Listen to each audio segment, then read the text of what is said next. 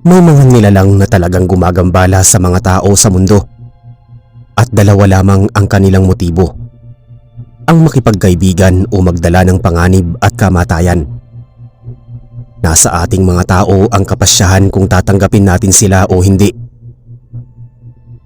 Isang magandang araw sa iyo, Sir Eric, at sa mga tagapakinig ng inyong YouTube channel.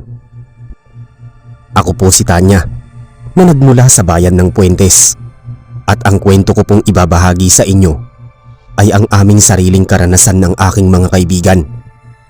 Noong bumili kami ng kinilaw na isda sa isang estrangherong tendero at hinarap namin ang mga hinahangaang lalaki ng mga kaibigan ko na kinalaunan ay napag-alaman naming mga kampon ng kadiliman. Naglakas loob po akong magpadala sa inyo ng kwento na isalaysay ang kwentong kababalaghan na nagpagimbal sa aming kamalayan noong naganap ang kapistahan sa aming bayan. Ang mga pangalang binanggit ko sa kwento ay hindi nila totoong mga pangalan upang maprotektahan ang kanilang pribadong pagkakakilanlan at bilang pagrespeto na din sa kanilang mga buhay. Tandang-tanda ko pa noong taong 2002 kung saan pinagdiriwang ang kapistahan sa aming bayan at kung kailan maraming dumarayong mga turista para dumalo sa pista. Nasa sekundarya pa lang ako noon at talagang mahilig akong manood ng mga magagandang programa sa aming bayan sa tuwing sumasapit ang kapistahan. Bukod doon ay likas na gumagala ako sa aming bayan kasama ang mga kaibigan ko. Isang araw ay nagkita-kita kaming mga magkakabata at magkakaibigang Margaus at Laika at nagtungo kami sa may pantalan sa napakaagap na oras para masaksihan ang karera ng mga bangka. Alas 5 pa lang ay nakaabang na kami dahil maraming mga turista at mga tagapanood ang nakahilera sa pantalan. Naisip naming umaga na makapunta upang mapaganda ang aming pwesto at hindi namin kailangang makipagsiksikan sa maraming tao. Tuwang-tuwa kami sa mga makukulay at mabibilis na mga bangka. Natapos ang paligsahan sa ganap na alas 9 at tinanghalang nanalo sa katauhan ni Ginoong Milo na isang mangingisda. Naisip ko na may misa sa katanghalian. Tumunog ang kampana at niyaya ko ang mga kaibigan ko na magtungo sa simbahan upang dumalo ng sagradong misa. Pagkatapos ay sumama kami sa prosesyon kung saan napakaraming dayuhan ang nakiisa sa naturang pagdiriwang. Dumalo nga kami sa misa pero naubusan kami ng upuan. Tumayo kami mula sa umpisa hanggang sa matapos ang misa. Kasunod noon ay sumama din kami sa prosesyon at lumibot kami sa buong bayan. Medyo sumasakit na rin ang mga paa ko pero patuloy pa rin kami sa paglalakad at paggagala. Hindi pa noon natatagalan ay biglang napatili sa sobrang kilig si Margaus. Habang palihim na tinuturo si Hans, ang matagal na niyang hinahanga ang lalaki. Napalingon kami ni Laika at tinanong kung sino ang lalaking napupusuan niya. Ipinaliwanag niya sa amin na nasa 3 taon na sa sekundarya ang naturang binata na nagngangalang Hans na tubong Magdalena. Ngunit buhat sa malayong lugar ang kanyang ina.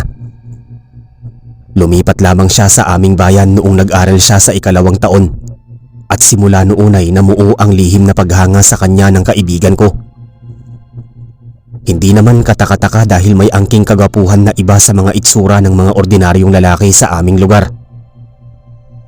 Hindi na namin makausap ng matino si Margaus dahil panayang pagsulyap niya sa direksyon ng binatilyo na may mga kasamang 2 pang binatilyo. Halos namumula ang pisngi ni Margaus at hindi maibsa ng matinding kagalakang namumutawi sa kanyang mga labi habang panakaw na sinusulyapan ng kanyang pinapangarap na lalaki. Napapasimangot na ako habang naglalakad sa kahabaan ng daan. Masyado namang nagpapakita ng motibo si Margaus. Hindi man lang niya inalam kung may gusto ba sa kanya si Hans. Hindi yung halatang halata siyang nagpapakyut dito. Patuloy pa rin ang mahinang panggigigil at kilig ni Margaus habang pasulyap-sulyap pa rin at sunod-sunod ang pagpapaganda sa paningin ni Hans. Umaasa pa siya na mapapansin siya at magugustuhan ng lalaki sa paraang alam nila. Kaya naman nainis na ako sa pag-uugali ni Margaus. Napapasobra na siya at dahil doon ay hindi na ako nagtataka kung bakit palagi siyang napapagalitan ng kanyang mga magulang dahil sa taglay niyang kalandian sa mga lalaki. Sinubukan ko na kilitasin ng mga itsura ng mga naturang binatilyo kung talagang karapat dapat nga silang hangaan at magustuhan ng mga kaibigan ko. Sa totoo lang ay hindi ako nagkakagusto o mahanga sa mga pisikal na anyo lamang ng mga binata sa aming lugar. Mas inaalam ko ang kanilang totoong pag-uugali. Mayroon kasing gwapo ay sobrang yabang naman. Samantalang mayroong hindi kagapuhan pero mabait at maginoo. Palihim akong sumulyap at napansin ko na mukhang mga Kastila ang kanilang anyo. Ngunit pakiramdam ko ay namalikmata ako nang biglang mangislap at manlisik ang mga mata ng isa sa kanila. Aksidente pang nagtama ang paningin namin ng mistisuhin nilang kasamahan at nakita ko kahit napakalayo ng kanilang direksyon na bumaliktad ang refleksyon ko sa kanyang mga mata. Isa pa, kitang-kita ko na mula sa itim ay naging mapula at nanlilisik ang kanyang mga mata na tulad ng isang mabangis na hayop. Nilukuban ako ng matinding takot at nanlamig ang mga palad ko nang maalala ko ang kwento sa akin ng albularyo noong ginamot niya ako at nasa 9 na taong gulang ako nang pinaglaruan ako ng diwende na nakatira sa malaking puno na malapit sa aming bahay. Ayon sa albularyo, kapag bumaliktad ang refleksyon ng tao sa mga mata ng kanyang kausap ay siguradong aswang ang kanyang kaharap. Pinanghawakan ko ang mga sinabi sa akin noon ng albularyo. Kaya naman nabahala ako na baka aswang na rin si Hans, gayon din ang isa pa niyang kasamahang lalaki. Umakto ako ng normal kahit na malapit nang sumabog ang aking puso na tila bombang dumadagungdong sa dibdib ko. Ayokong mapahiya dahil nasa prosesyon kami at maraming nagdarasal na matatanda ang maiistorbo namin kung gagawa ako ng anumang hakbang upang makaalis sa hanay. Nagpatuloy kami sa paglalakad at hindi namin namalayan na napakalayo na pala ng aming nalakad. Makalipas ang 1.5 oras natapos ang naturang prosesyon na sinundan naman ng iba pang mga aktibidad tulad ng masiglang parada sa kalsada kung saan nasaksihan namin ang makukulay na kasuotan at pintura sa katawan ng mga kalahok sa pagdiriwang. Mayroon ding mga mananayaw na sumayaw ng katutubong sayaw na nasa bandang hulihang hanay, habang may puon sa bandang unahan kung saan maraming mga mananampalataya ang umuusan ng panalangin ng Santa Rosario. Hindi na namin ininda ang init. Wala kaming pakialam kung mainitan at mapawisan kami. Ang mahalaga noon ay nasaksihan namin at naaliw kami sa aming mga pinanood sa bayan. Sumandaling nawala ang mga agam-agam at takot ko sa mga kalalakihan nang masulyapan ko ang maiingay na tambol at malalakas na musika na hatid ng mga nagmamartsyang banda. Mayroon ding mga majorette at may hawak ng baton pati xylophone. Maganda ang kombinasyon ng musika at kahit ang mga manunood ay halatang nag-i-enjoy sa pakikinig. Ang iba pa nga sa kanila ay may dala pang kamera at panayang pagkuha ng mga larawan. Talagang napapaindak kaming magkakaibigan sa magaganda at masisiglang musika.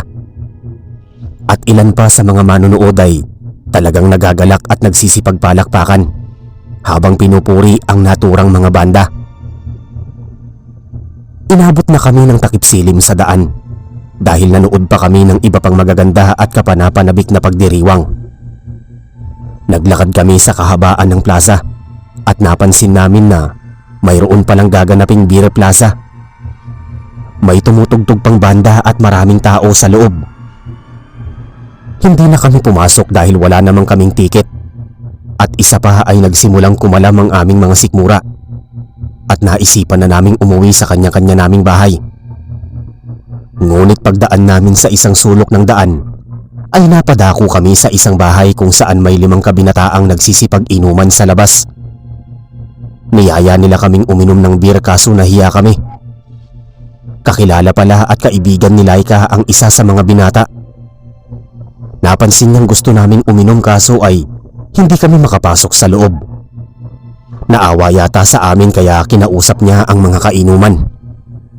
Nagkaisa sila at binigyan nila kami ng tig-iisang bote ng alak para naman daw makapagpasaya kami noong gabing yon. At pista naman sa aming bayan. Nagpasalamat kami at saglit kaming naglakad-lakad.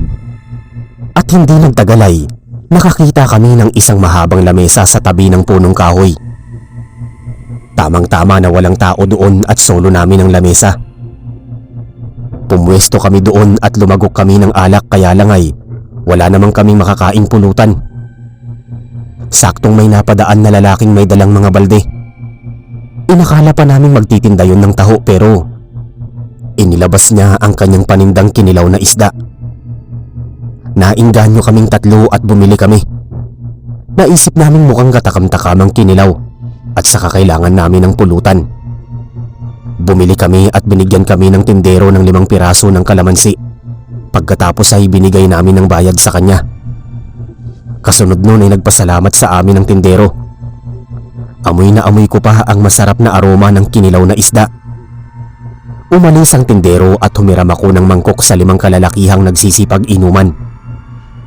May bakanting mangkok at nilagay ko ang kilawin pagkatapos ay ipiniga ko lahat ang mga kalamansi.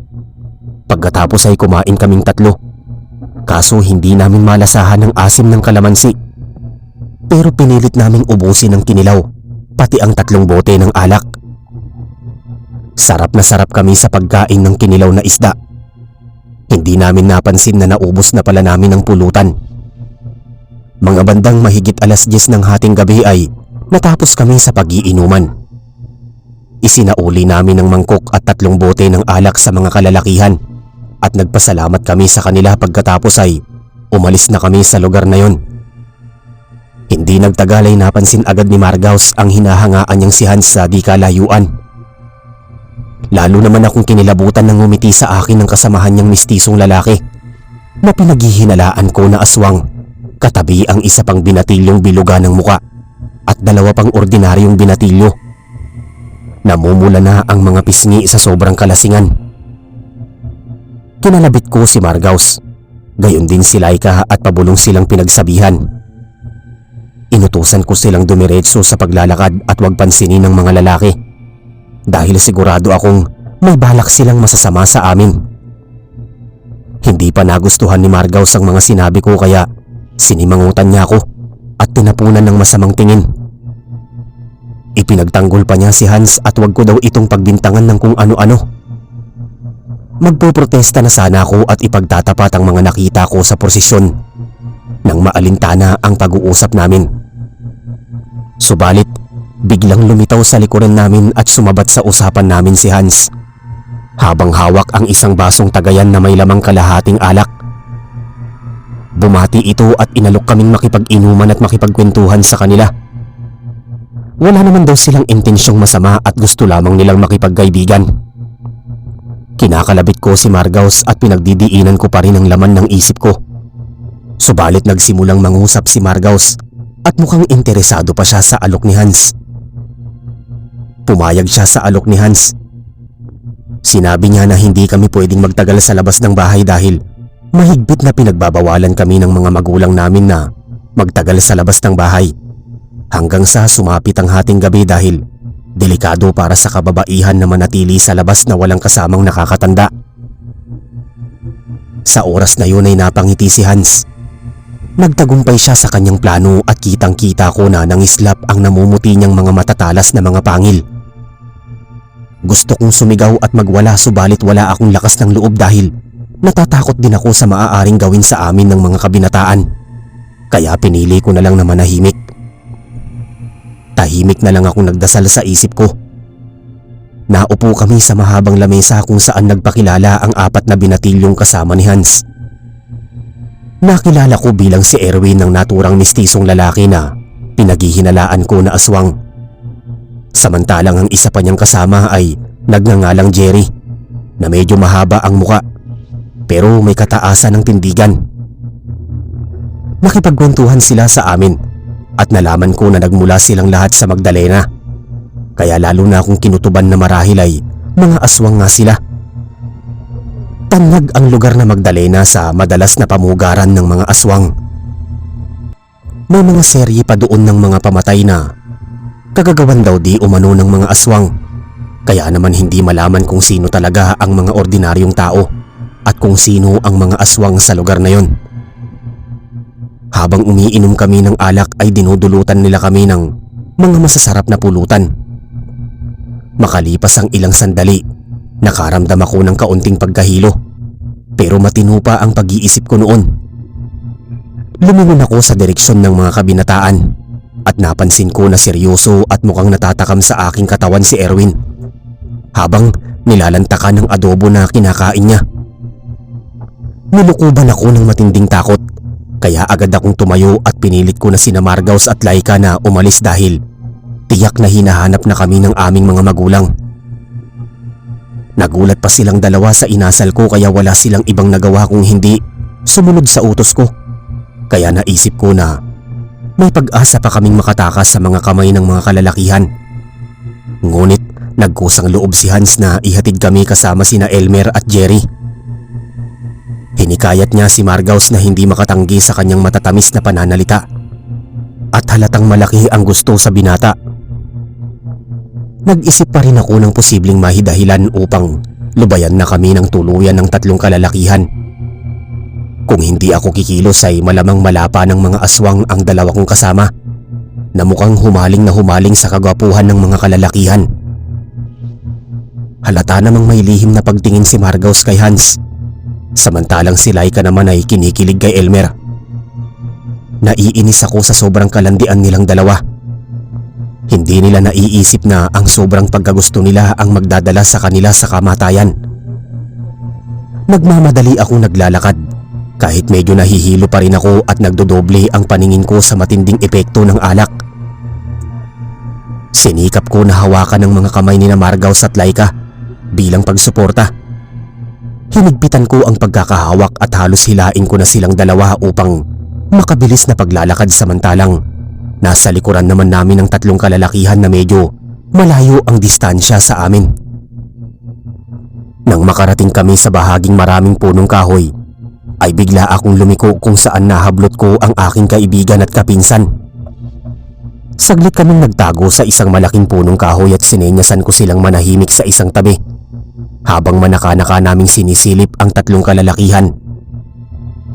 Kinastigo ako ni Margaus at tinanong kung bakit masama ang ugali ko kay Hans, pati sa mga kaibigan nito. Wala naman daw silang ginagawang masama at saka nagmamalasakit sila sa amin. Kaya bukas palad silang nag-alok ng ihatid kami sa aming mga tahanan. Naiiritang nagsasalita si Margaus habang kunot na kunot ang noo na nakatingin sa akin. Tumugon ako at sinabing wala akong tiwala kay Hans. Gayon din sa dalawa niyang kasamang lalaki. Kitang-kita ko kanina sa prosesyon na nagbagong anyo si Hans. Nanlisik ang mga mata niya at bumaliktad ang refleksyon ko sa paningin niya. Kaya nakakatiyak akong mga aswang sila. Kung hindi kami iiwas at magtatago ay sigurado akong papatayin nila kami. Napahalakhak sina Margaus at Laika na mukhang hindi naniniwala sa mga sinasabi ko. Napahiya ako at ako pa ang naging katawa-tawa ng mga sandaling yon. Tinanong ako ni Margaus kung natutulog ba ako o nakagamit ng pinagbabawal na gamot. Ano daw ang mga pinagsasabi ko na aswang si Hans gayon din ng mga kaibigan niya. Malamang ay nalipasan daw ako ng gutom kanina sa prosesyon, kaya kung ano-anong imahinasyon ang pumapasok sa isip ko. Mukhang nainsulto ako sa mga sinabi niya sa akin. Yun ang unang pagkakataon na narinig ko na tumalas ang dila niya laban sa akin. Dahil lamang sa pagtatanggol niya sa lalaking hindi naman niya lubos nakakilala. Sa sobrang inis ko ay nilakasan ko ang boses ko na mukhang umaalingaw-ngaw sa daan. Ipinagdiinan ko na hindi ako nagsisinungaling at hindi ako nag-iimbento ng kwento. Totoo ang mga nakita ko at sigurado akong mga aswang silang lahat. Pakiramdam ko ay nakahinga ako ng maluwag nang mailabas ko ang matinding hinanakit at paninindigan sa mga sinabi ko laban sa grupo ni Hans. Napasulyap ako sa likurang bahagi at napansin ko si Elmer na naglalakad at luminga-linga sa paligid habang nanlilisik ang mga mata at mababangis ang mga tingin. Samantalang si Hans naman ay naging nakakapangilabot na halimaw na nagtataglay ng mahahabang kuko at matutulis na mga pangil. Gayon din si Jerry na napupuno ng malalagong balahibo, ang buong dibdib at mga braso. Tinawag ko sina Margaus at Laika at tinuro sa kanila ang tatlong kalalakihang nagpalit anyo bilang mga aswang. Magkasabay silang lumingon at saglit na natigilan sa kanilang mga nakita. Napasigaw si Margaus at halos mangiyak-ngiyak si Laika sa kanilang mga nakita. Nanigas kami mula sa aming kinatatayuan nang biglang lumingon sa pinanggagalingan namin ng tatlong aswang at lalong bumangis ang kanilang mga anyo. Kumaripas sila ng pagtakbo habang iniuunat ang mga bisig at kamay kung saan patuloy na humahaba ang kanilang mga kuko. Kaming magkakaibigan ay nagkapit-kapit ng mga kamay at kamuntik ng mapabagsak sa lupa. Nagmamadali kaming makatakas mula sa daan na napupuno ng mga punong kahoy. Kung saan-saan kaming direksyon lumiliko. Naliligo na kami sa sariling pawis pero hindi kami humihinto sa pagtakbo. Hanggang sa maramdaman namin na may mga lumilipad na aswang sa kalangitan. Mas mapapadali nila kaming matagpuan kung nasa kaitaasan silang tatlo. Tumatangis na kaming tatlo at hindi namin malaman ang gagawin. Nag-uulap na ang aming mga isip at wala kaming malinaw na plano. Basta nagpatuloy kami sa pagtakbo hanggang sa mapabunggo kami sa dalawang bulto at tuluyan na kaming mapabagsak sa lupa. Kinabahan kami na baka nasundan kami ng mga aswang, subalit nakilala namin ang naturang dalawang lalaki. Nakatayo sa harapan namin sina Tio Ulysses, gayon din ang kasamahan niyang barangay tanod na si Mang Dado. Tinulungan nila kaming makabangon at pagkatapos ay sinampal ni Tio Ulysses sa pisngi si Margaus. Ama ni Margaus si Tio Ulysses. Napakabilis ng pangyayari at halos hindi namin naipagtanggol si Margaus laban sa galit sa kanya ni Tio Ulysses. Sinabihan niya itong suwail na bata. Tinanong niya kung anong ginagawa namin sa lugar na yon noong gabi. Nabanggit nila sa amin na kanina pa sila nagro-ronda at hinahanap si Margaus ng kanyang nanay dahil may mga naglipa ng mga aswang sa bayan namin na dumadagit ng mga residente at turista. Nag-usok ang ilong sa galit ni Tio Ulysses habang naglilihab ang mga mata niya na nakapokus kay Margaus. Gayon din sa aming dalawa ni Laika. Humingi ng pasensya si Margaus sa kanyang ama. Nangangatalang mga labi ni Margaus ngunit hindi niya natapos ang kanyang sasabihin nang bigla siyang manigas at mamutla sa kanyang kinatatayuan. Nanlaki ang mga mata at nagmistula siyang bangkay sa sobrang putla ng masaksihan niya sa di kalayuan na lumapag sa kalupaan ng tatlong aswang at mukhang napansin niya ang mga presensya naming lahat. Kaya nagmamadali silang lumapit sa aming kinaroroonan. Itinuro ko kay Tio Ulysses ang tatlong aswang at bigla siyang naalerto. Gayon din ang kasamahang barangay tanod. Nagsalita si Mang Dado na mukhang mapapalaban sila sa mga bagitong aswang. Dagdag pa niya na ihanda nito ang sarili sa napipintong pagsalakay ng mga kampon ng kadiliman. May inilabas na makabuhay si Tio Ulysses. Samantalang may inihandang itak at pira-piraso ng bawang si Mang Dado. Sinugod silang dalawa ng tatlong bagitong aswang habang nagtago kami sa tabi ng matatayog na punong kahoy habang pinapanood namin ang kanilang sagupaan. Pinagtulungan ni Hans at Erwin si Tio Ulysses. Pinagkakalmot at pinagahampas nila sa kung saan mang sulok, subalit naging matibay pa rin siya. Iwinagayway niya ang makabuhay at ginamit ang lakas upang maiwaksi at maihampas sa kanilang mga katawan. Nagmistulang latigo ang naturang makabuhay at napuno ng latay ang iba't ibang bahagi ng katawan ng dalawang aswang. Nagkaroon sila ng mapupulang marka hanggang sa unti-unting matuklap ang kanilang mga balat at hindi nagtagal ay nangasunog ang kanilang mga katawan. Pagkakita ko sa nangyari ay hindi ko mapigilang magimbal sa naturang pambihirang lakas at determinasyon ni Tio Ulysses. Hindi ko inakala na may tinatago pala siyang galing sa pakikipaglaban sa mga aswang. Sa kabilang banda naman ay makailang beses nang naitulak ng aswang si Mang Dado, ngunit pinag-ibayo niya ang pananalig sa Diyos kaya lumakas ang kalooban niya kahit masakit ang buong katawan niya. Nag-ipon siya ng pandepensa at hindi siya nagpatinag. Hinawakan niyang mabuti ang itak at tinagpas ang ulo ng naturang aswang bago pa siya nito masakal sa leeg. Tumalisik ang ulo sa malayong direksyon at talagang nanlaki ang mga ulo namin habang pinagmamasdan ang katapangan ni na Tio Ulysses at Mang Dado. Napakatindi ng mga pangyayari. Nakita din namin kung paano naagnas at naging alikabok ang katawan ni na Hans at Erwin. Hindi pa natatagalan at makalipas ang ilang sandali ay lumabas na kami mula sa aming pinagkukublihan. Inalalayan namin silang dalawa at nagtungo na kami sa aming mga tahanan.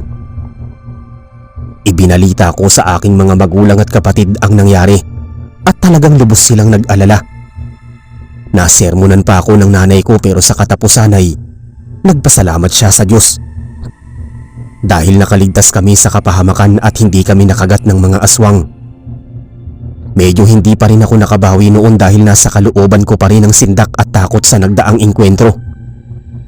Sinamahan na muna ako ng nanay ko sa aking silid tulugan, kaya kahit paano ay nakatulog ako ng maayos. Kinabukasan medyo sumasakit ang tiyan ko. Namimilipit ako noong umaga pero nung sumapit ang tanghali ay medyo gumanda ang pakiramdam ko at nagtungo ako sa bahay ni Margaus at nalaman ko na sinermonan din pala siya ng kanyang mga magulang at talagang matagal bago niya napakalma ang kalooban ni Tio. Nagharap-harap kami sa may balkonahe ng bahay nila at doon namin napag-usapan ng mga bagay-bagay ukol sa mga aswang na nakasagupa at napatay nila sa nagdaang gabi. Kinausap kaming dalawa ni Margaus at Tio Ulysses. Base sa kwento niya na pag-alaman niya sa ilang residente na nakakilala sa pamilya ni Hans, gayon din sa mga kaibigan niya na totoong nagmula sa angkan ng mga aswang at naipasa ang itim na perlas sa kanila noong sumapit na sila sa pagiging binatilyo. Pinili ng mga magulang nila na manirahan sa lugar na ito upang mas lalong mapalakas ang kanilang puwersa at makapambiktima ng maraming inosenteng tao. Nagkatinginan kami ni Margaus at halos hindi kami makapagsalita. Natuliro ako at nangilabot lalo nang sumagi sa isip ko ang matatalim na tingin ng aswang, buhat sa prosesyon, gayon din sa pagbabagong anyo ng mga kalalakihan sa nagdaang gabi. Muling nangusap si Tio Ulysses at mukhang naging mahinahon na ang kanyang boses. Tinanong niya kung hindi man lang ba kami naghinala sa mga kinikilos nila o baka naman nagpaakit kami sa taglay na karisma at atraksyon ng kanilang pisikal na kaanyuan, kaya kamuntik na nila kaming mabitag sa kanilang patibong.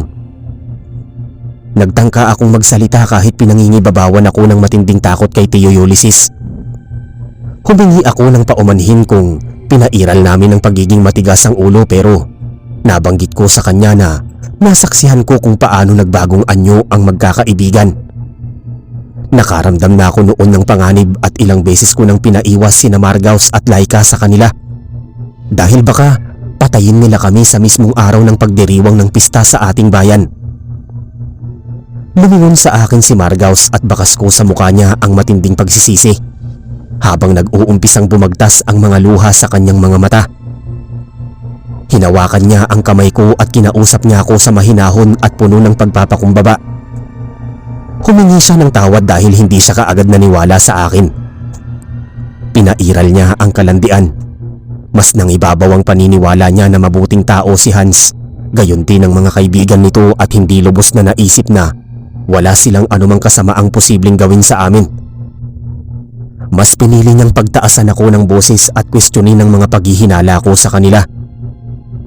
Sana ay bigyan ko pa daw siya ng pangalawang pagkakataon upang mapagsisihan ng mga kasalanang nagawa niya. Kita ko sa mga mata niya ang katotohanan sa mga sinabi niya sa akin.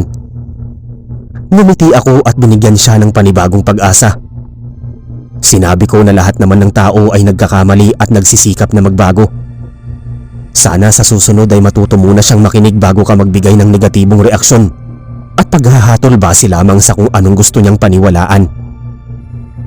Humingi ako ng pasensya kung masyado akong nagpadalos-dalos sa nagdaang gabi. Gusto ko lang naman na makatakas at mailigtas ang mga buhay nila laban sa mga aswang, kaya wag sana niyang mamasamain ang mga nasabi ko. Sa puntong yun ay nagkatawanan kami at niyakap niya ako ng mahigpit. Iyon ang simula ng pagpapatawad namin sa isa't isa. Subalit hindi pa doon nagtatapos ang lahat. Mapangahas akong nagtanong kay Tio Ulysses kung saan niya nakuha ang kakayahan sa pakikipaglaban sa aswang. Gayon din ang kaibigan niyang barangay tanod. Napahalakhak siya ng malalakas na tila ginawang biro ang aking katanungan. Ipinagtapat niya na dating albularyo ang tatay niya na si Mang Demetrio. Baka daw ay hindi yun na ikikwento sa akin ng tatay ko.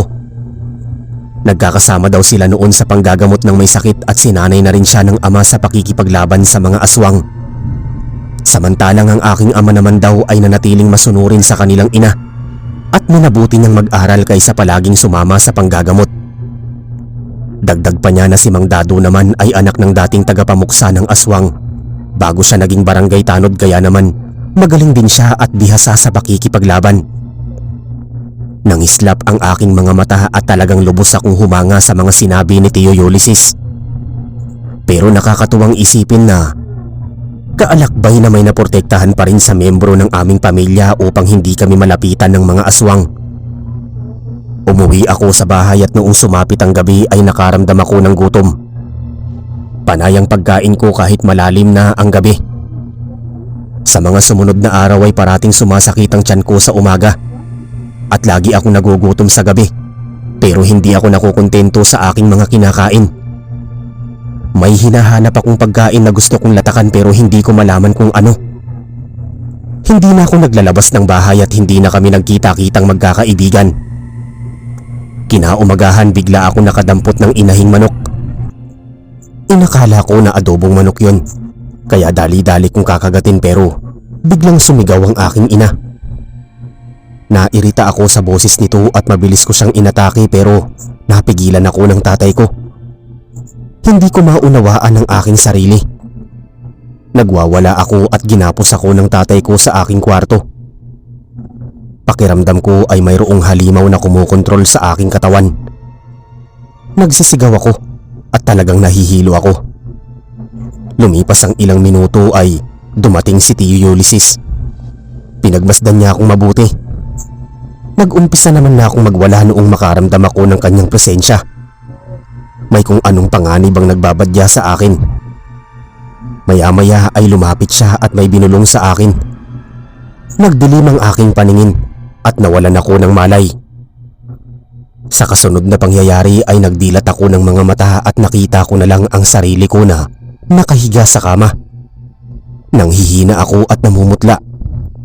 Para akong may sakit pero pinapawis ako at tila nauubos ang lakas. Bumulaga sa harapan ko si Tio Ulysses at tinanong niya ako kung may kakaiba ba akong kinain sa labas ng bahay. Sumagi sa isip ko ang kinilaw na isda na binili naming magkakaibigan sa estrangherong tindero. Nabanggit ko sa kanya na mayroon kaming biniling kinilaw na isda nina Margaus at Laika noong araw ng pista sa isang tindero.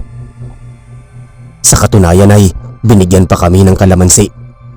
Ang nakakapagtaka lang ay walang asim ang kalamansing yon. Sa pagkakataong yun ay naningkit ang mga mata ni Tio Ulysses at sinabing mukhang nayanggaw kaming magkakaibigan ng aswang na tindero.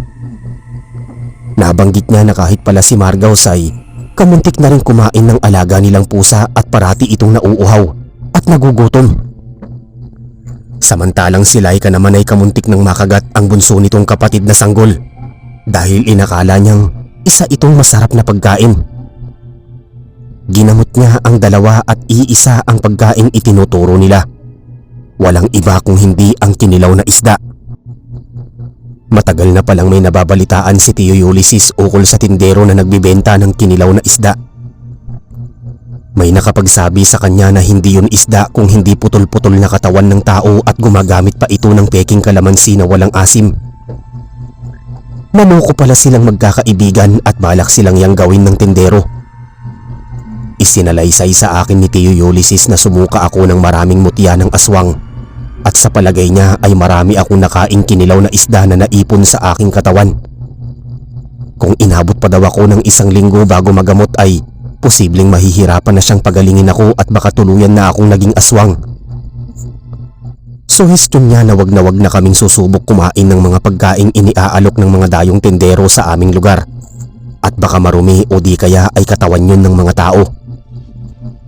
Sumunod ako sa mga sinabi niya at binigyan niya ako ng botelya ng lana na proteksyon ko laban sa kapangyarihan ng mga aswang. Nagpasalamat ako sa panggagamot sa akin ni Tio Ulysses at matapos ang ilang sandali ay lumapit sa akin ang pamilya ko. Kinumusta nila ang kalagayan ko. Medyo mabuti naman ang pakiramdam ko kaya lang ay nanghihina pa rin ako. Humingi ako ng isang basong tubig at agad akong binigyan sa pinainom ng tubig. Napatid ang uhaw ko pero talagang kinakailangan ko ng iba yung lakas. Pinayuhan ni Tio Ulysses na hayaan na muna akong makapagpahinga at kapag bumalik ang aking lakas ay sa kanila ako pakainin. Hindi pa natatagalan ay nakatulog ako ng mahimbing. Hindi ko na namalayan ng oras. Nagdilat ako ng mga mata at napagtanto ko na gumabi na pala. Pinakain ako ng lugaw ng aking kapatid at kahit paano ay uminit ang aking katawan at guminhawa ang aking pakiramdam. Sinabihan ako ng mga magulang ko na kailangan ko pa ng isang araw na pahinga para tuluyan akong gumaling. Sa kasunod na araw ay hindi ako lumabas ng bahay pero nakabangon na ako sa kama at nakabawi na rin ng lakas. Inabot ako ng 3 araw bago tuluyang nakalabas sa aming bahay. Pumunta ako sa bahay nila Margaus at Laika. Natagpuan ko silang nakangiti sa akin at binalita nila na ilang araw din silang hindi lumabas ng bahay dahil kinailangan nilang magpalakas. Naging aral sa aming 3 na wag basta kumain ng mga pagkaing iniaalok ng mga dayong nagtitinda. Kaya naman kumakain na lang kami sa mga kakilala naming kainan sa aming lugar. Doon ay ligtas at may kalidad ang mga pagkain. Tumigil na din si Margaw sa paghanga sa mga dayong binata sa amin at baka mapatulad pa yon sa karanasan niya kay Hans. Natuto na siyang magpigil sa kanyang sarili at mag-enjoy kasama kaming mga kaibigan niya. Mabuti na lang at bakasyon pa noon at hindi pa kami obligadong bumalik sa paaralan. Sinulit naming magkakaibigan ng pamamasyal kahit natapos na ang pista. Nagdoble ingat na rin kami sa mga taong hindi pamilyar o hindi namin kakilala. Ayaw naming malinlang na naman ng isang aswang. Sa mga sumunod na araw ay nanumbalik ang katiwasayan sa aming bayan. Wala na rin kaming naririnig sa mga kapitbahay at mga residente ukol sa gumagalang aswang sa aming bayan. Sa kasalukuyan ay may pamilya na ako at matagal na akong umalis sa bayan ng Puentes. Nagkahiwa-hiwalay kaming magkakaibigan at halos nawala na rin kami ng balita sa isa't isa. Pero nasa puso't isipan ko pa rin ang namuo naming pagkakaibigan. At umaasa ako na balang araw ay magkikita-kita at magkakasama kaming muli. Katulad noong kabataan namin. Hanggang dito na lamang po ang aking kwento ng aming naging karanasan sa mga aswang. Maraming salamat po sa inyong pakikinig.